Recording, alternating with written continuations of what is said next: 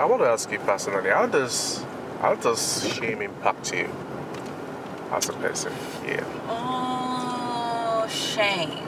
Shame. I think one thing shame has done to my detriment historically, it has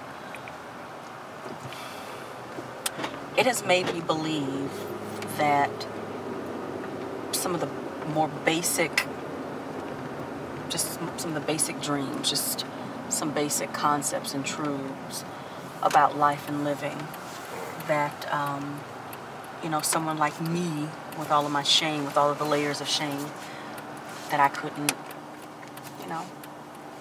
live that way. I couldn't attain to certain things. And so I knew differently. I mean, in my mind, I could reason like that doesn't make any sense.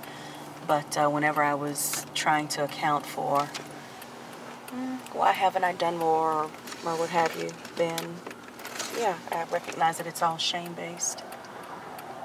And so it's like it has limited my dreams, and it's limited the confidence just in my ability to get some basic things done. And so if I can't do the basics, then how on earth can I do big dreams, So you told me an interesting story about this girl that you called a bad girl.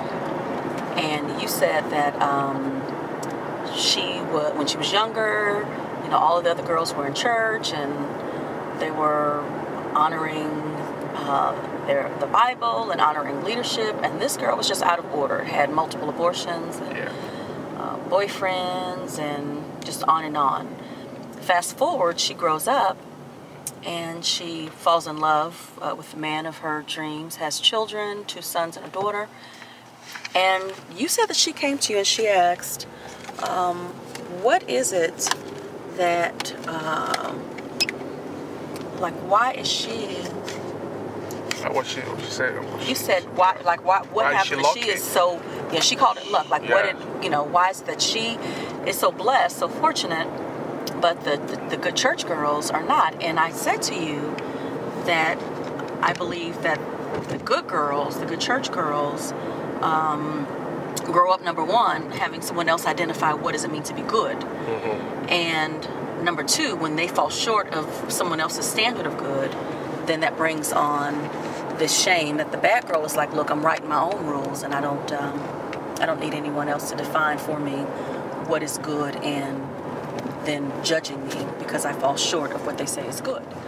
So I say all of that to say that while I was not a, quote, good church girl, I was a church girl. I just wasn't a good one. I wasn't good at it. But I was a church girl, and so there were some things that I was taught that I just believed were right, and I believed were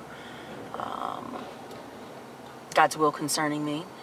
And even the shame that I felt when I fell short of that standard, I identified as, divine retribution, for falling short of the standard. Okay. When now I take a different position, I believe more in, I understand that the leadership that whose position and whose, I accepted what they had to say as truth, as the gospel in and of itself, that they had far more to do with my own, with the stuff that I was judging myself by and the stuff that I was feeling shame for doing or for not doing, as opposed to like divine conviction, if you will.